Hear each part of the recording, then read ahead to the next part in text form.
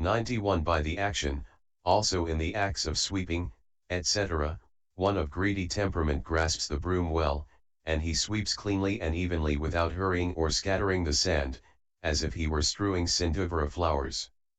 One of hating temperament grasps the broom tightly, and he sweeps uncleanly and unevenly with a harsh noise, hurriedly throwing up the sand on each side. One of deluded temperament grasps the broom loosely, and he sweeps neither cleanly nor evenly, mixing the sand up and turning it over. 92 As with sweeping, so too with any action such as washing and dyeing robes, and so on. One of greedy temperament acts skillfully, gently, evenly, and carefully. One of hating temperament acts tensely, stiffly, and unevenly. One of deluded temperament acts unskillfully as if muddled, unevenly and indecisively. 106. Also one of greedy temperament wears his robe neither too tightly nor too loosely, confidently and level all round. One of hating temperament wears it too tight and not level all round. One of deluded temperament wears it loosely and in a muddled way. Those of faithful temperament, etc., should be understood in the same way as those just described, since they are parallel. This is how the temperaments may be recognized by the actions. 93 By eating, one of greedy temperament likes eating rich sweet food. When eating, he makes a round lump not too big and eats unhurriedly, savoring the various tastes. He enjoys getting something good. One of hating temperament likes eating rough sour food. When eating he makes a lump that fills his mouth, and he eats hurriedly without savoring the taste. He is aggrieved when he gets something not good. One of deluded temperament has no settled choice. When eating, he makes a small unrounded lump, and as he eats he drops bits into his dish, smearing his face, with his mind astray, thinking of this and that. Also those of faithful temperament, etc., should be understood in the same way as those just described since they are parallel. This is how the temperament may be recognized by eating. 94 And by seeing and so on, when one of greedy temperament sees even a slightly pleasing visible object, he looks long as if surprised, he seizes on trivial virtues, discounts genuine faults, and when departing, he does so with regret as if unwilling to leave. When one of hating temperament sees even a slightly unpleasing visible object, he avoids looking long as if he were tired, he picks out trivial faults, discounts genuine virtues, and when departing, he does so without regret as if anxious to leave. When one of deluded temperament sees any sort of visible object, he copies what others do, if he hears others criticizing, he criticizes, if he hears others praising, he praises, but actually he feels equanimity in himself, the equanimity of unknowing. So too with sounds, and so on. And those of faithful temperament, etc., should be understood in the same way as those just described since they are parallel. This is how the temperaments may be recognized by seeing and so on. 95 By the kind of states occurring, in one of greedy temperament there is frequent occurrence of such states as deceit, fraud, pride, evilness of wishes, greatness of wishes, discontent, foppery and personal vanity. 23 107 In one of hating temperament there is frequent occurrence of such states as anger, enmity, disparaging, domineering, envy and avarice. In one of deluded temperament there is frequent occurrence of such states as stiffness, torpor, agitation, worry, uncertainty, and holding on tenaciously with refusal to relinquish. In one of faithful temperament there is frequent occurrence of such states as free generosity, desire to see noble ones, desire to hear the good Dhamma, great gladness, ingenuousness, honesty, and trust in things that inspire trust. In one of intelligent temperament there is frequent occurrence of such states as readiness to be spoken to, possession of good friends, knowledge of the right amount in eating, mindfulness and full awareness, devotion to wakefulness, a sense of urgency about things that should inspire a sense of urgency, and wisely directed endeavor. In one of speculative temperament there is frequent occurrence of such states as talkativeness, sociability, boredom with devotion to the profitable, failure to finish undertakings, smoking by night and flaming by day, CMI 144, that is to say, hatching plans at night and putting them into effect by day, and mental running hither and thither, CUD 37. This is how the temperaments may be recognized by the kind of states occurring. 96. However, these directions for recognizing the temperaments have not been handed down in their entirety in either the texts or the commentaries. They are only expressed according to the opinion of the teachers and cannot therefore be treated as authentic. For even those of hating temperament can exhibit postures, etc., ascribed to the greedy temperament when they try diligently. And postures, etc., never arise with distinct characteristics in a person of mixed temperament. Only such directions for recognizing temperament as are given in the commentaries should be treated as authentic, for this is said, a teacher who has acquired penetration of minds will know the temperament and will explain a meditation subject accordingly. One who has not should question the pupil. So it is by penetration of minds or by questioning the person, that it can be known whether he is one of greedy temperament or one of those beginning with hating temperament. 97. What suits one of what kind of temperament? 79. A suitable lodging for one of greedy temperament has an unwashed sill and stands level with the ground, and it can be either an overhanging rock with an unprepared drip ledge, CCH2, Note 15, a grass hut, or a leaf house, etc. It ought to be spattered with dirt, full of bats 24, dilapidated, too high or too low, in bleak surroundings, threatened by lions, tigers, etc., with a muddy, uneven path, 108, where even the bed and chair are full of bugs. And it should be ugly and unsightly, exciting loathing as soon as looked at. Suitable inner and outer garments are those that have torn off edges with threads hanging down all round like a net cake, 25, harsh to the touch like hemp, soiled, heavy and hard to wear. And the right kind of bowl for him is an ugly clay bowl disfigured by stoppings and joints, or a heavy and misshapen iron bowl as unappetizing as a skull. The right kind of road for him on which to wander for alms is disagreeable, with no village near, and uneven.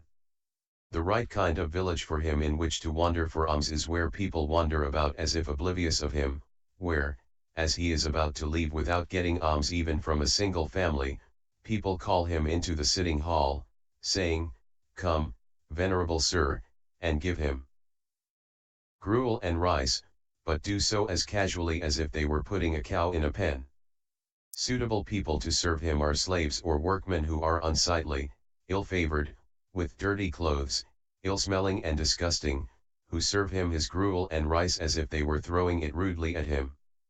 The right kind of gruel and rice and hard food is poor, unsightly, made up of millet, kudusaka, broken rice, etc., stale buttermilk, sour gruel, curry of old vegetables, or anything at all that is merely for filling the stomach. The right kind of posture for him is either standing or walking.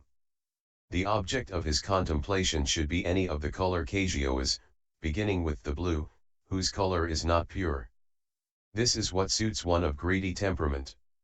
98. A suitable resting place for one of hating temperament is not too high or too low, provided with shade and water, with well-proportioned walls, posts, and steps, with well-prepared frieze work and lattice work, brightened with various kinds of painting, with an even, smooth, soft floor, adorned with festoons of flowers and a canopy of many-colored cloth like a Brahmagod's divine palace, with bed and chair covered with well-spread clean pretty covers, smelling sweetly of flowers, and perfumes and scents set about for homely comfort, which makes one happy and glad at the mere sight of it. 99. The right kind of road to his lodging is free from any sort of danger, traverses clean, even ground, and has been properly prepared. 109. And here it is best that the lodging's furnishings are not too many in order to avoid hiding places for insects, bugs, snakes and rats, even a single bed and chair only. The right kind of inner and outer garments for him are of any superior stuff such as china cloth, somara cloth, silk, fine cotton, fine linen, of either single or double thickness, quite light and well dyed, quite pure in color to befit an ascetic. The right kind of bowl is made of iron, as well shaped as a water bubble, as polished as a gem, spotless, and of quite pure color to befit an ascetic. The right kind of road on which to wander for alms is free from dangers, level, agreeable, with the village neither too far nor too near. The right kind of village in which to wander for alms is where people, thinking, now our Lord is coming, prepare a seat in a sprinkled, swept place, and going out to meet him, take his bowl, lead him to the house, seat him on a prepared seat and serve him carefully with their own hands. 100 suitable people to serve him are handsome, pleasing, well bathed, well anointed, scented 26 with the perfume of incense and the smell of flowers, adorned with apparel made of variously dyed clean pretty cloth, who do their work carefully. The right kind of gruel, rice, and hard food has color, smell and taste, possesses nutritive essence, and is inviting, superior in every way, and enough for his wants. The right kind of posture for him is lying down or sitting. The object of his contemplation should be any one of the color Kagyoas, beginning with the blue, whose color is quite pure. This is what suits one of hating temperament. 101 The right lodging for one of deluded temperament has a view and is not shut in, where the four quarters are visible to him as he sits there. As to the postures, walking is right. The right kind of object for his contemplation is not small, that is to say, the size of a winnowing basket or the size of a saucer, for his mind becomes more confused.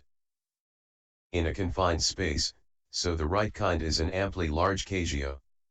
The rest is as stated for one of hating temperament. This is what suits one of deluded temperament. 102 For one of faithful temperament all the directions given for one of hating temperament are suitable. As to the object of his contemplation, one of the recollections is right as well. For one of intelligent temperament there is nothing unsuitable as far as concerns the lodging and so on. For one of speculative temperament an open lodging with a view, 110 where gardens, groves, and ponds, pleasant prospects, panoramas of villages, towns, and countryside, and the blue gleam of mountains, are visible to him as he sits there, is not right, for that is a condition for the running hither and thither of applied thought. So he should live in a lodging such as a deep cavern screened by woods like the overhanging rock of the elephant's belly, Hathakachipabara, or Mahinda's cave. Also an ample-sized object of contemplation is not suitable for him, for one like that is a condition for the running hither and thither of applied thought. A small one is right. The rest is as stated for one of greedy temperament. This is what suits one of speculative temperament. These are the details, with definition of the kind, source, recognition, and what is suitable, as regards the various temperaments handed down here with the words that suits his own temperament, 60. 103 However, the meditation subject that is suitable to the temperament has not been cleared up in all its aspects yet. This will become clear automatically when those in the following list are treated in detail. Now, it was said above, and he should apprehend from among the 40 meditation subjects one that suits his own temperament, 60. Here the exposition of the meditation subject should be first understood in these 10 ways, 1. As to enumeration, 2. As to which bring only access and which absorption, 3. As to the kinds of jhana, 4. As to surmounting, 5. As to extension and non-extension, 6. As to object, 7. As to plane, 8. As to apprehending, 9. As to condition, 10. As to suitability to temperament. 104 1. Herein, as to enumeration, it was said above, from among the 40 meditation subjects, 28. Herein, the 40 meditation subjects are these, 10 Kagyoas, totalities, 10 kinds of foulness, 10 recollections, 4 divine abidings, 4 immaterial states, 1 perception, 1 defining. 105 Herein, the 10 Kagyoas are these, earth Kagyo, water Kagyo, fire Kagyo, air Kagyo, blue Kagyo, yellow Kagyo, red Kagyo, white Kagyo, light Kagyo, and limited space Kagyo. 27.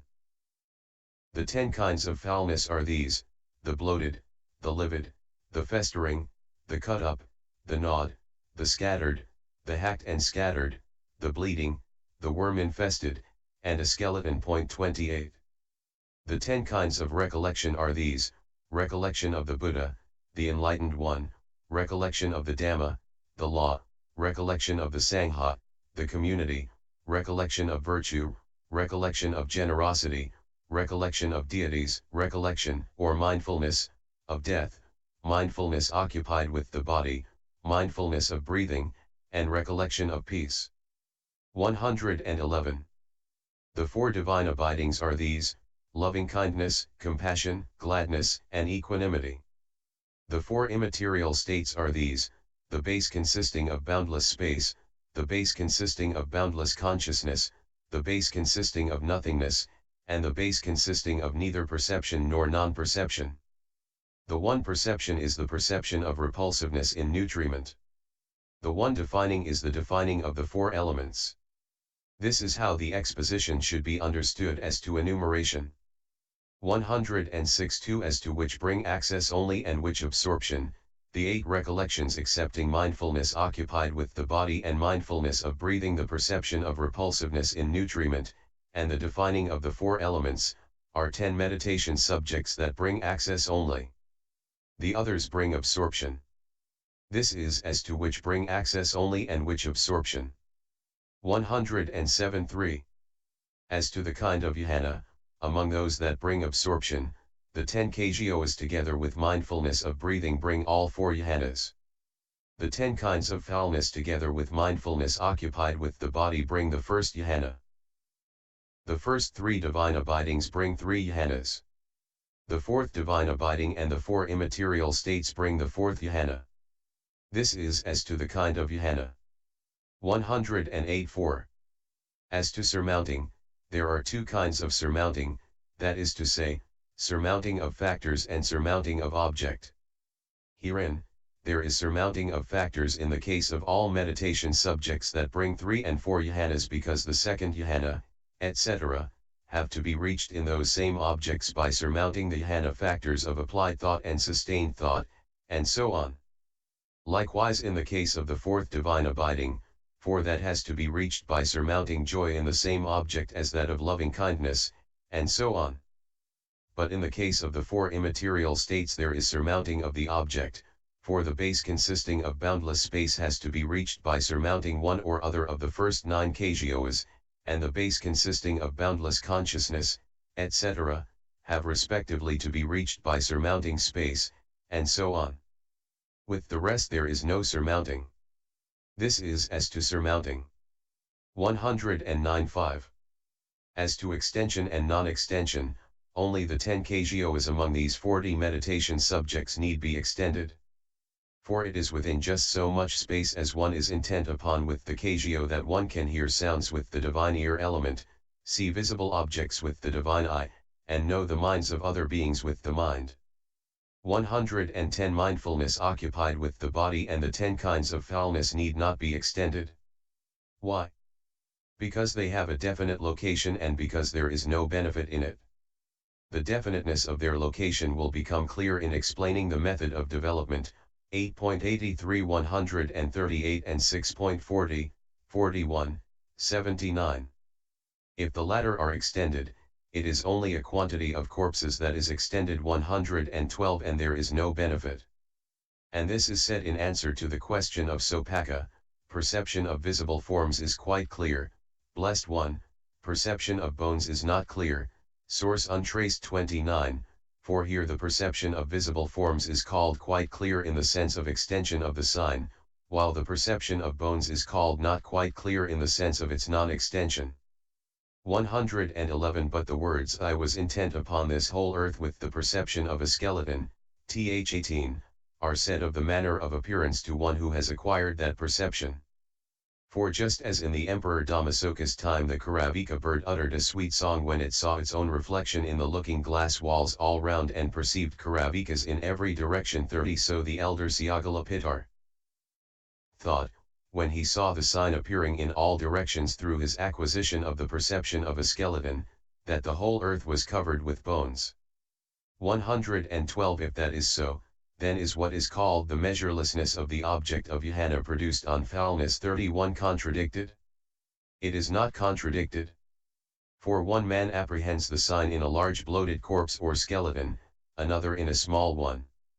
In this way the jhana of the one has a limited object and of the other a measureless object.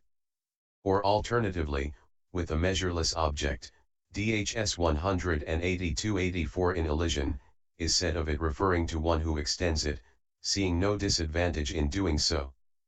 But it need not be extended because no benefit results. 113 The rest need not be extended likewise. Why? When a man extends the sign of in-breaths and out-breaths, only a quantity of wind is extended, and it has a definite location, the nose tip. So it need not be extended because of the disadvantage and because of the definiteness of the location. And the divine abidings have living beings as their object. When a man extends the sign of these, only the quantity of living beings would be extended, and there is no purpose in that. So that also need not be extended. 114 When it is said, intent upon one quarter with his heart endued with loving kindness, di 250, etc., that is said for the sake of comprehensive inclusion. For it is when a man develops it progressively by including living beings in one direction by one house, by two houses, etc., that he is said to be intent upon one direction. 113 Not when he extends the sign. And there is no counterpart sign here that he might extend. Also the state of having a limited or measureless object can be understood here according to the way of inclusion, 2. 115 As regards the immaterial states as object, space need not be extended since it is the mere removal of the cagio materiality, for that should be brought to mind only as the disappearance of the cagio materiality. If he extends it, nothing further happens. And consciousness need not be extended since it is a state consisting in an individual essence, and it is not possible to extend a state consisting in an individual essence. The disappearance of consciousness need not be extended since it is mere non-existence of consciousness. And the base consisting of neither perception nor non-perception as object need not be extended since it too is a state consisting in an individual essence. 32. 116 The rest need not be extended because they have no sign. For it is the counterpart sign 33 that would be extendable, and the object of the recollection of the Buddha, etc., is not a counterpart sign. Consequently there is no need for extension there. This is as to extension and non-extension. 117.6. As to object, of these 40 meditation subjects, 22 have counterpart signs as object, that is to say, the 10 kagyoas, the 10 kinds of foulness, mindfulness of breathing, and mindfulness occupied with the body. The rest do not have counterpart signs as object. Then 12 have states consisting in individual essences as object, that is to say, 8 of the 10 recollections except mindfulness of breathing and mindfulness occupied with the body, the perception of repulsiveness in nutriment, the defining of the elements, the base consisting of boundless consciousness, and the base consisting of neither perception nor non-perception, and 22 have counterpart signs as object, that is to say, the 10 kagyoas, the 10 kinds of foulness, mindfulness of breathing, and mindfulness occupied with the body, while the remaining 6 have not so classifiable 34 objects. Then 8 have mobile objects in the early stage, though the counterpart is stationary, that is to say, the festering, the bleeding, the worm-infested, mindfulness of breathing, the water kagyo, the fire kagyo, the air kagyo, and in the case of the light kagyo the object consisting of a circle of sunlight, etc., the rest have immobile objects. 35 This is as to object. 118.7.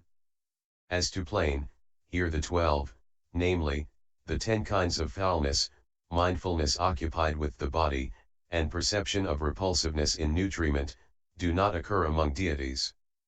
These 12 and mindfulness of breathing do not occur in the Brahma world.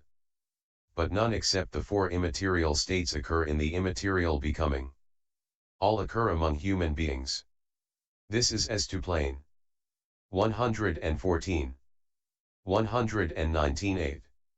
As to apprehending, here the exposition should be understood according to the scene, the touched and the heard. Herein, these 19, that is to say, 9 kgos omitting the air kgo and the 10 kinds of foulness, must be apprehended by the seen. The meaning is that in the early stage their sign must be apprehended by constantly looking with the eye. In the case of mindfulness occupied with the body, the 5 parts ending with skin must be apprehended by the seen and the rest by the heard, so its object must be apprehended by the seen and the heard. Mindfulness of breathing must be apprehended by the touched, the air kgo by the seen and the touched, the remaining 18 by the heard. The divine abiding of equanimity and the 4 immaterial states are not apprehendable by a beginner, but the remaining 35 are. This is as to apprehending. 129. As to condition, of these meditation subjects 9 kgos omitting the space kgo are conditions for the immaterial states. The 10 kgos are conditions for the kinds of direct knowledge. 3 divine abidings are conditions for the 4th divine abiding. Each lower immaterial state is a condition for each higher one. The base consisting of neither perception nor non-perception is a condition for the attainment of cessation. All are conditions for living in bliss, for insight, and for the fortunate kinds of becoming. This is as to condition. 121.10. As to suitability to temperament, here the exposition should be understood according to what is suitable to the temperaments.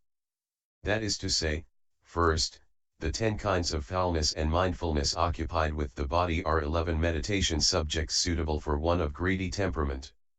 The 4 divine abidings and 4 color kgos are 8 suitable for one of hating temperament. Mindfulness of breathing is the one recollection as a meditation subject suitable for one of deluded temperament and for one of speculative temperament. The first 6 recollections are suitable for one of faithful temperament.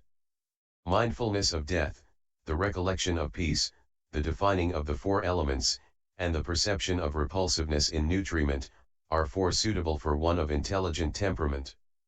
The remaining kgos and the immaterial states are suitable for all kinds of temperament. And any one of the kgos should be limited for one of speculative temperament and measureless for one of deluded temperament. This is how the exposition should be understood here as to suitability to temperament. 122. All this has been stated in the form of direct opposition and complete suitability.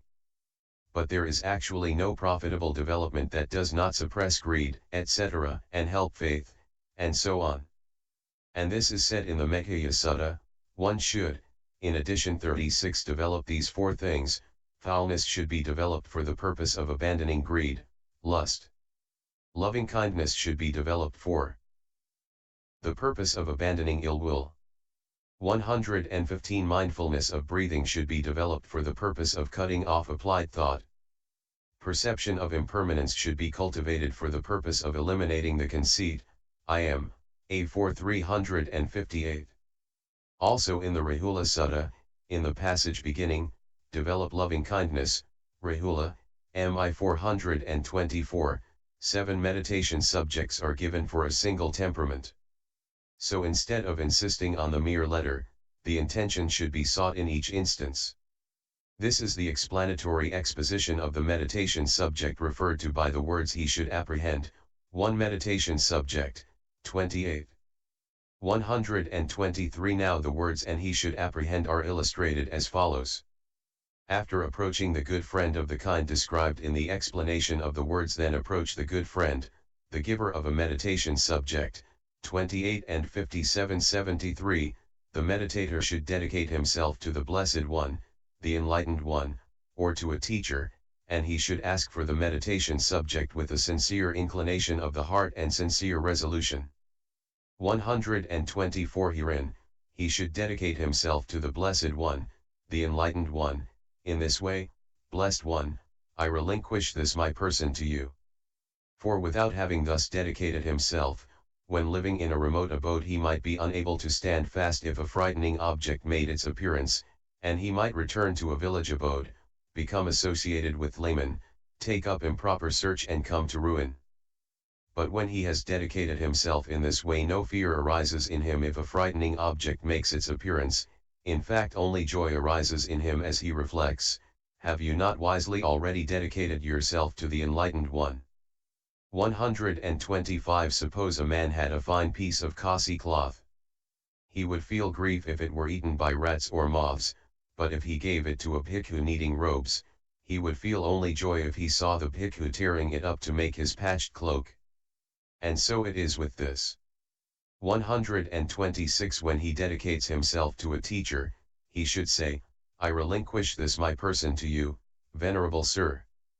For one who has not dedicated his person thus becomes unresponsive to correction, hard to speak to, and unamenable to advice, or he goes where he likes without asking the teacher. Consequently the teacher does not help him with either material things or the Dhamma, and he does not train him in the cryptic books. 37 Failing to get these two kinds of help, 116 He finds no footing in the dispensation, and he soon comes down to misconducting himself or to the lay state. But if he has dedicated his person, he is not unresponsive to correction, does not go about as he likes, is easy to speak to, and lives only in dependence on the teacher. He gets the twofold help from the teacher and attains growth, increase, and fulfillment in the dispensation. Like the elder Cuapticatus's pupils. 127 Three bhikkhus came to the elder, it seems. One of them said, Venerable Sir, I am ready to fall from a cliff the height of 100 men, if it is said to be to your advantage. The second said, Venerable Sir, I am ready to grind away this body from the heels up without remainder on a flat stone, if it is said to be to your advantage. The third said, Venerable Sir, I am ready to die by stopping breathing, if it is said to be to your advantage. Observing, these bhikkhus are certainly capable of progress, the elder expounded a meditation subject to them. Following his advice, the three attained arahantship. This is the benefit in self-dedication. Hence it was said above, dedicating himself to the Blessed One, the Enlightened One, or to a teacher. 128 With a sincere inclination of the heart and sincere resolution, 123 The meditator's inclination should be sincere in the six modes beginning with non-greed. For it is one of such sincere inclination who arrives at one of the three kinds of enlightenment, according as it is said, 6 kinds of inclination lead to the maturing of the enlightenment of the bodhisattvas. With the inclination to non-greed, bodhisattvas see the fault in greed. With the inclination to non-hate, bodhisattvas see the fault in hate. With the inclination to non-delusion, bodhisattvas see the fault in delusion. With the inclination to renunciation, bodhisattvas see the fault in house life. With the inclination to seclusion, bodhisattvas see the fault in society. With the inclination to relinquishment, bodhisattvas see the fault in all kinds of becoming and destiny, source untraced. For stream enterers, once returners, non-returners, those with cankers destroyed, i.e. arahants, pakskabuddhas, and fully enlightened ones, whether past, future or present, all arrive at the distinction peculiar to each by means of these same 6 modes. That is why he should have sincerity of inclination in these 6 modes. 129 He should be wholeheartedly resolved on that. The meaning is 117 that he should be resolved upon concentration, respect concentration, incline to concentration, be resolved upon nibbana, respect nibbana, incline to nibbana.